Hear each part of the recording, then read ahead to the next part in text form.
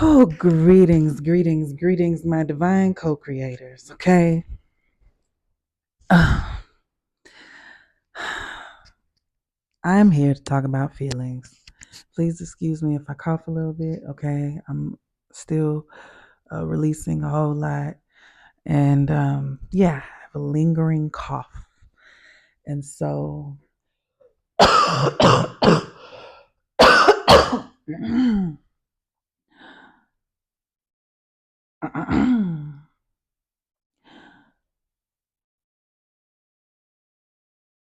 Oh, great spirit, give me the words to say. Give me the words to say at this right moment. How do we feel about feelings, y'all? Do we allow ourselves to express it? Do we allow ourselves to release it? Do we allow ourselves to share our feelings without shame, without guilt? Do we allow ourselves to experience our feelings?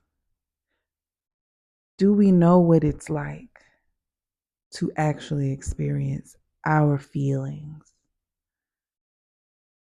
It's no wonder why this world, led by patriarchy, is in such a what's that word? Dilapidable? I don't know what the word I'm looking at.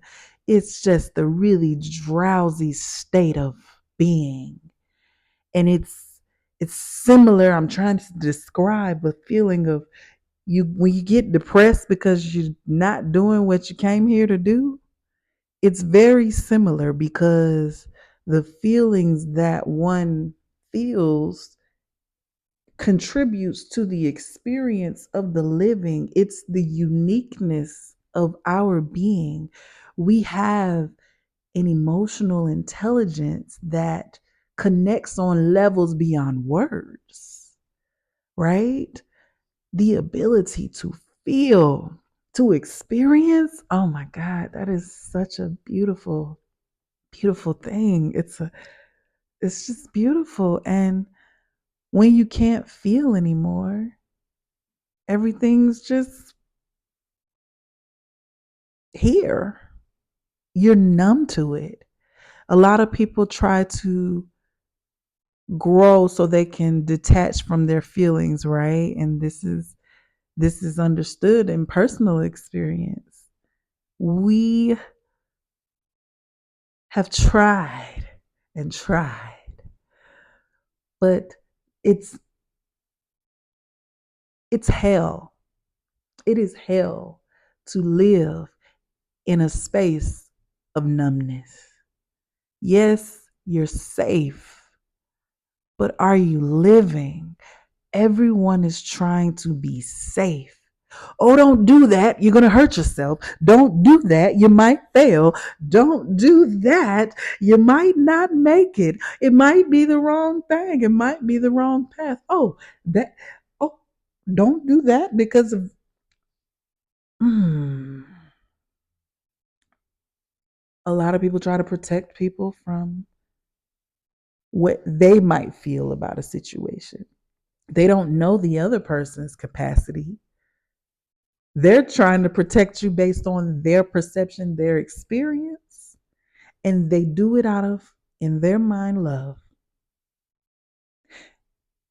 And we have compassion for these energies because we understand that it's been completely misunderstood and the misunderstanding has been passed along. And so everybody's walking around ill informed about how to truly allow and express our feelings. And men who express their feelings are seen as feminine. And it's like, yes, it's a feminine principle, but they are not within themselves feminine just because they have something that they have, because they have feeling. We all have feelings, and it's the denial of it, the lack of expression of it that shortens the lifespan. My grandmother had seven brothers, right? She was the only girl. And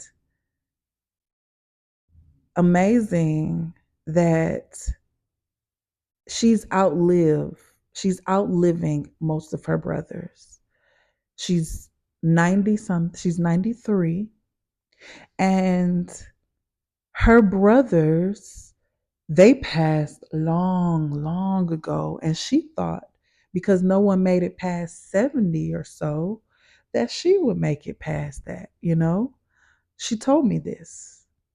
And so to make it to 90, my grandmother didn't really do things that I don't know how it was growing up with my grandma. My mother releases experiences to me incrementally. And it's interesting to find out things you never knew about her experience. And I appreciate the sharing of it, right? And my grandmother, though people have different stories about their experiences, right? But ultimately, everybody loves my grandmother to the point, everybody all my family, they are so fond of my grandmother. My granddaddy's family wanted him to be with her. They didn't want him to be with nobody else. And she was like, no, no, no, no, no, no. No, no, no, no, no, no, no. She couldn't wait to get away from that man. And it's interesting. It was interesting to hear that because all this time I didn't know that it was like that, right? I wasn't sure. I had a vision about something and I didn't know how accurate it was. But then when my mother shared with me, it was brought it back full circle, and I was like, okay. So the trauma that I have attached to, my relationship with my grandfather and the trauma that I have attached to now the relationship not only with my grandfather but through my mother, right? There are things that I have had to personally just transmute. I didn't know that this was connected to this or this was connected to that, but my grandmother, her sweet soul, her sweet magnificent soul, she has been the person that's always been unchanging for me. And I think that that's really important when you grow up in a household where things are always changing.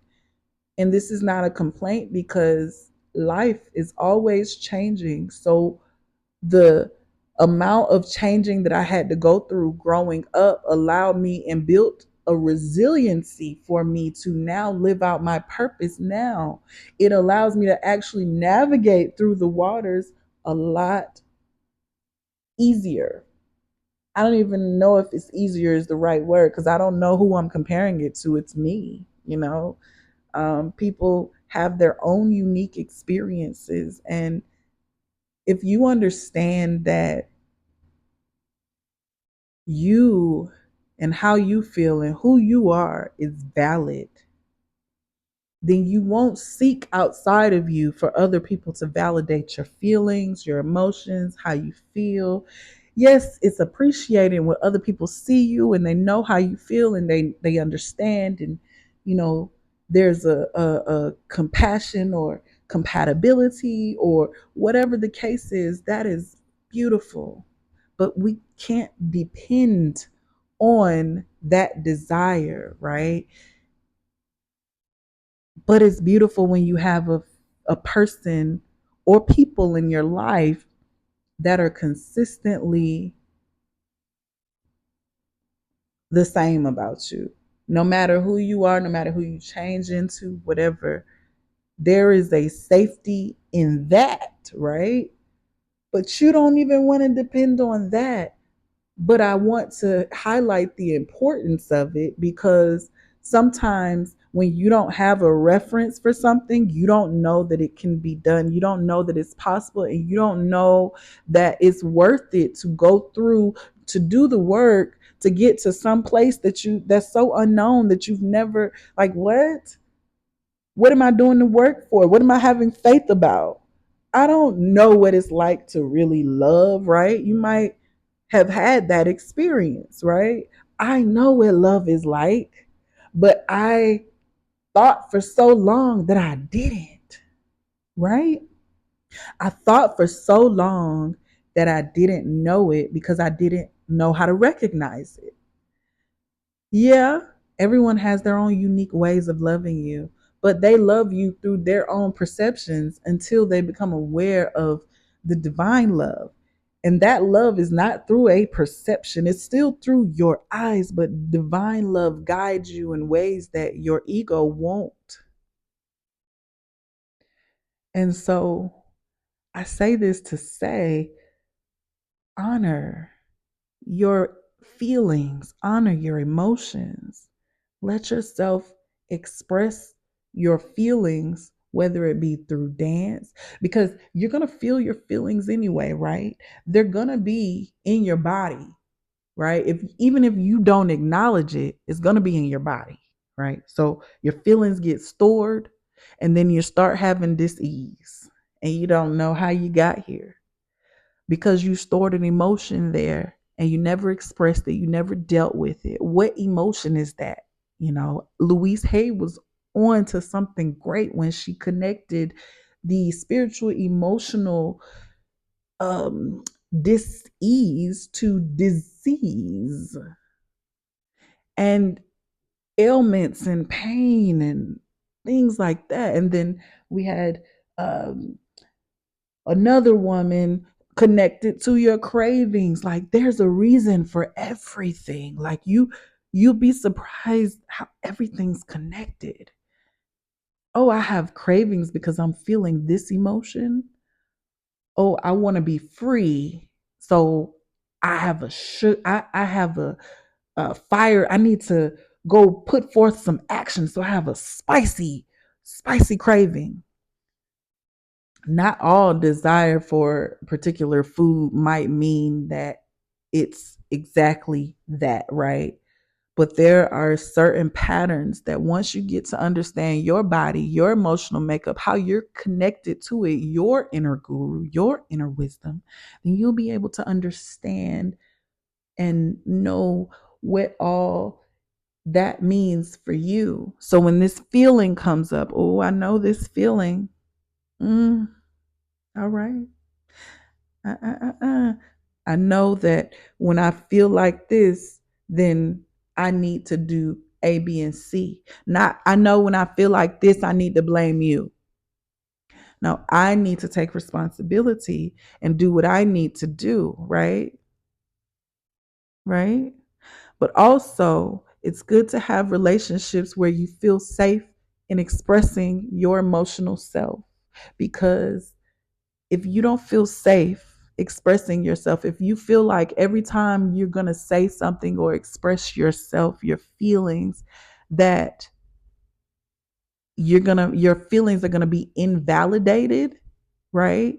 And invalidation can come in many forms. You know, people can be dismissive, people can criticize you, make you feel shameful. You know, people can go act like they accept your feelings, then go talk about you behind your back, and then it gives back to you, right?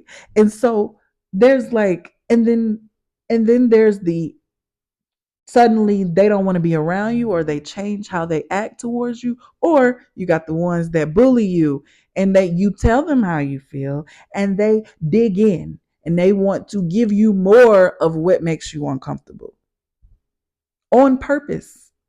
That all of that is invalidation, and that comes from maybe they don't know how to validate feelings because their feelings were invalidated in some form or fashion, and then it gets passed down. Remember, just misunderstandings just get taught and passed on.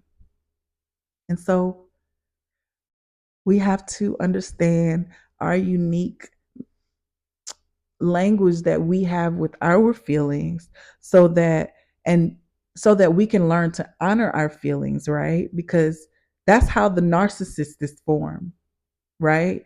Their feelings were constantly rejected, right? And I'm pretty sure there's other layers of it, right? But narcissists really try very hard to they have a strong identity to their sense of self, their I. We all have our identity, what we identify with. That doesn't make that who we are, but it does set the trajectory for how we're going to attract the things in our lives, how we're going to attract the people, the energies, right? Because we attract it based on our mind. We're creating our world and we're creating our relationship with our world moment to moment. So I invite you to check in, have a self check in, right? Observe, be the observer of yourself, right? Don't always seek to respond. Just because you have an emotion, it doesn't mean that it's meant for you to respond. Emotions don't always mean that it's true how you perceive what you're experiencing, but it doesn't make it less valid. There is still something for you to work on, something for you to look at, right? Don't let nobody come tell you, oh, you shouldn't feel that way. Well, I do. And now what? Is there something I can help you with? No. Well, why are you here? I have a feeling and I'm going to go deal with it. I don't expect you to deal with it. I'm going to deal with it. I shared a feeling. You don't have to deal with it. It's when I make it your responsibility to deal with it. Only thing that I ask, if I communicate a feeling to you, that you respect and honor that I have feelings, right? And that I also know that just because I have this feeling, if you really know me, you know that I'm not making you responsible for your feelings, for my feelings. And I'm not telling you my feelings so you can actually do something about it. A lot of times men try to, and women alike, because we are very much taught. We teach each other. These are the references that we have to work with for now, right? And so women and men alike, we will invalidate someone really quickly, really quickly by trying to offer them solutions to how they feel. How I feel is how I feel. I appreciate you for offering solutions if I ask, or if I'm presenting it to you in a form that this is conversational. This is, you know, um, it's not that I want to be stuck, is why I don't want you to try to give me solutions, but it's because your perception is not the same as mine about this feeling. I need to process this. So, to save you this time, well, if you're in a relationship and you're having feelings, it's important to talk about them so that your partner can know what's going on with you.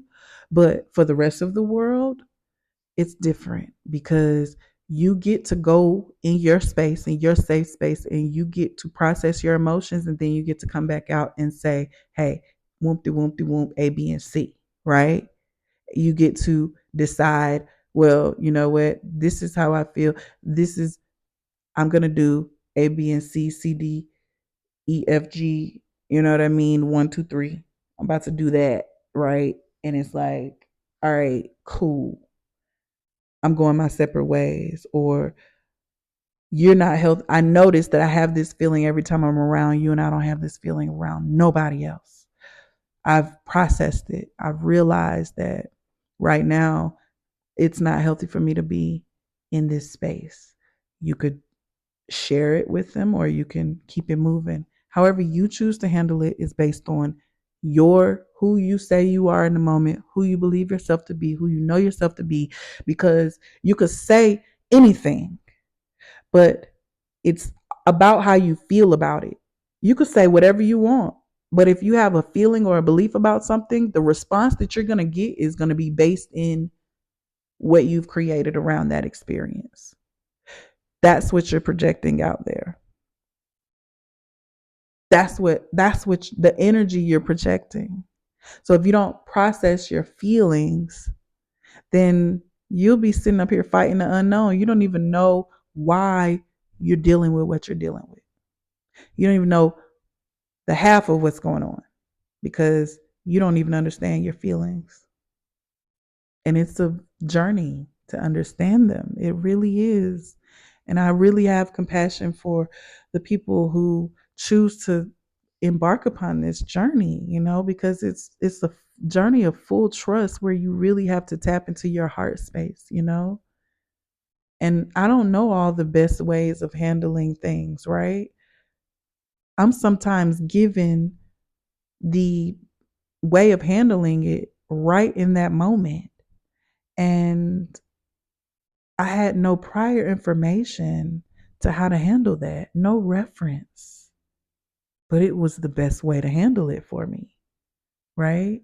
So it's a practice. A lot of times we really try to get things perfect we want, or we give up too soon before we see the results, or we decide that, um, how we grew up is more comfortable than being healthy, than having a healthy mind, than being responsible for your energy, and how when you shift or have powerful emotions, how it affects those around you and yourself. That you don't even realize that you're sending your goons out unconsciously to attack this person. You're putting black magic on someone because of your emotions that you don't have in check. And you didn't even realize that you was doing witchcraft on somebody. What? I don't do witchcraft. Yes, you do. You do. Right? And witchcraft is not bad or good. Witchcraft is what is the label that they've given for how a person moves with energy, how the person uses their power, because we all have power. How do you use it? And the application of that power, of moving anything with your power, is witchcraft. Believe it or not.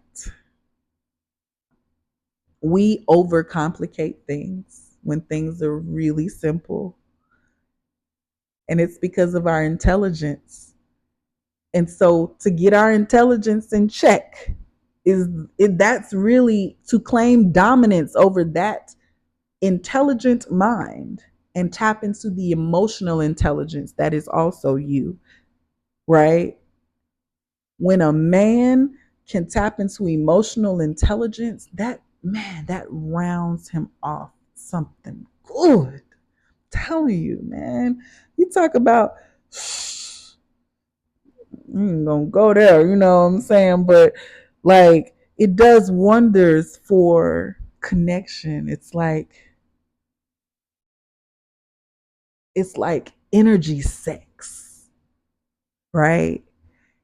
When you're able to speak to an emotionally intelligent being, y'all can tune into each other. Now that's beautiful. But when you're power struggling, just like in Celestine Prophecy Insight, I believe it was 3, I just posted that on my Patreon. Energies, we're constantly interacting with our energies are interacting with each other, and we're having power struggles energetically, and we don't even know it. Like when we're arguing, our energy, it's like we're trying to take each other's energy. Who's gonna win?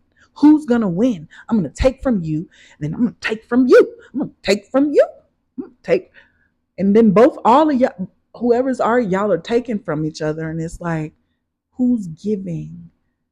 In a narcissist empath, which they're on the same spectrum, a narcissist can easily, not easily, let me be aware of my words.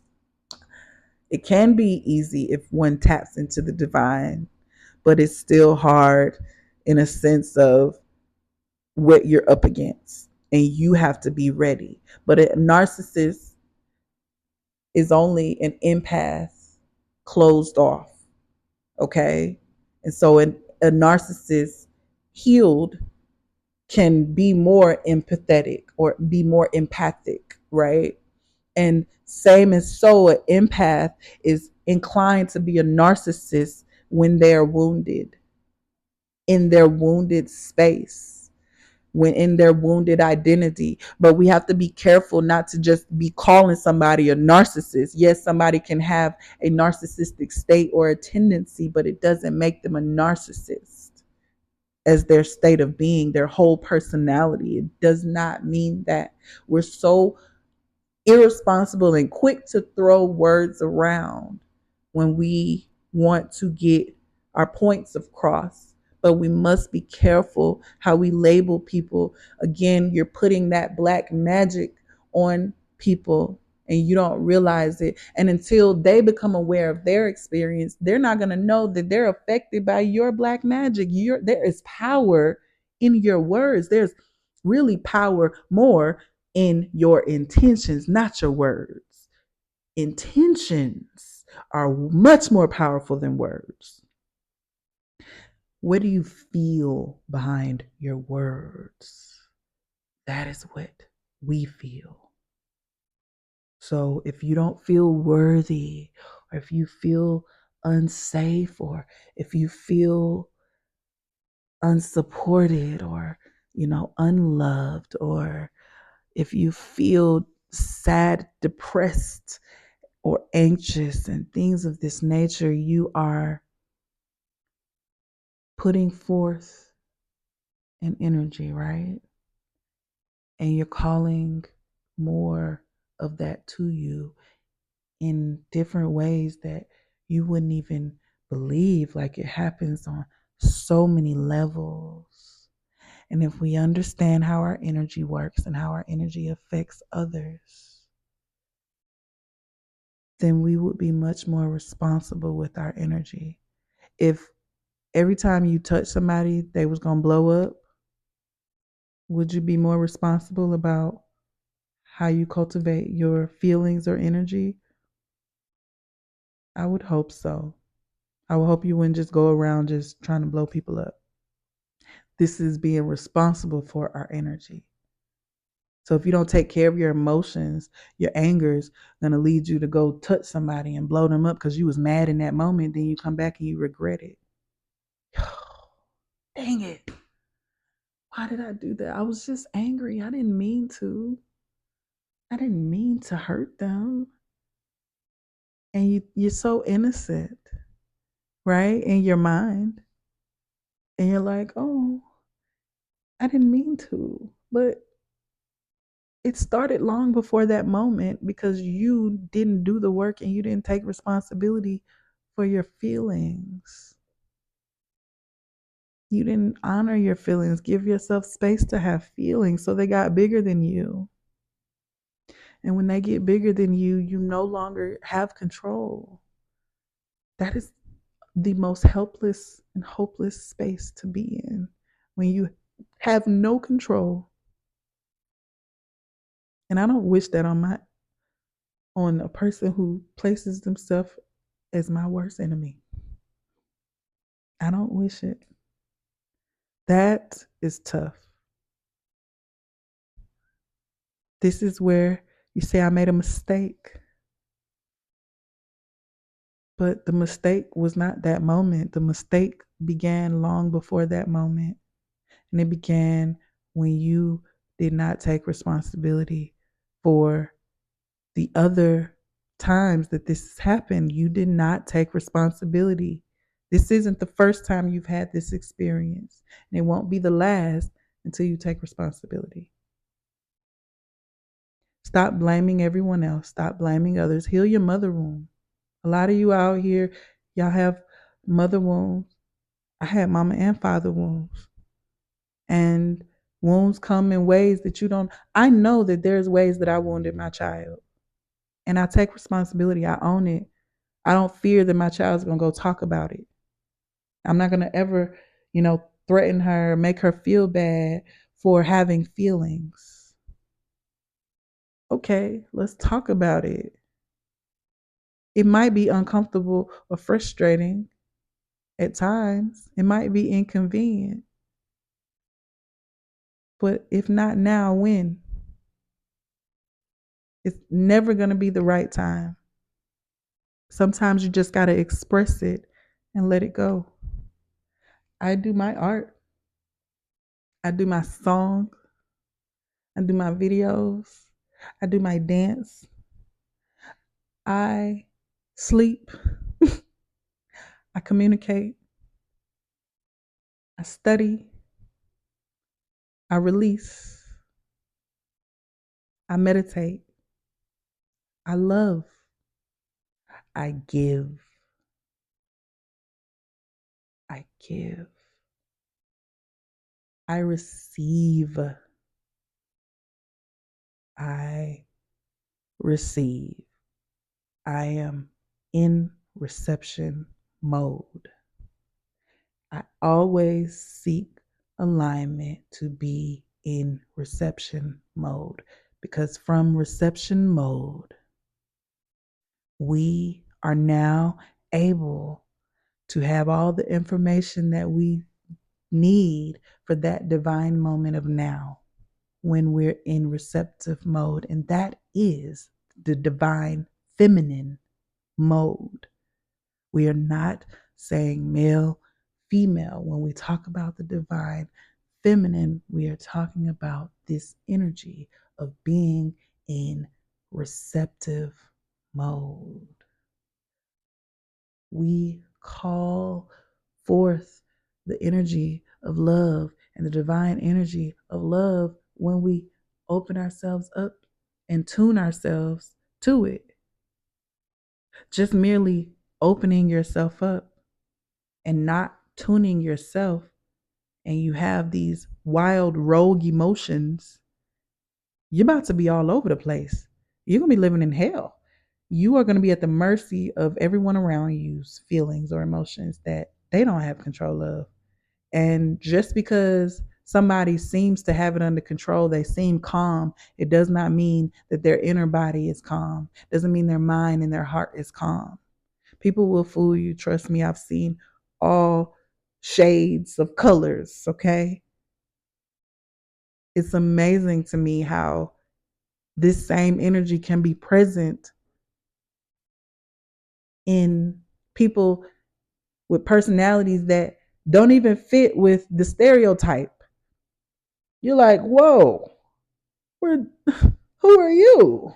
Well, hello, goodbye, my bad. Okay, let me check. Let me go inside. What do we got? Okay, let's release that energy. Okay, let's express that so we don't keep getting that. And it becomes just a journey. It's a journey. And you have to learn to trust your journey in your process. Mind your business. Mind your soul. All right, y'all. Peace out, divine ones. As always, love. Love is always the answer. All right, peace.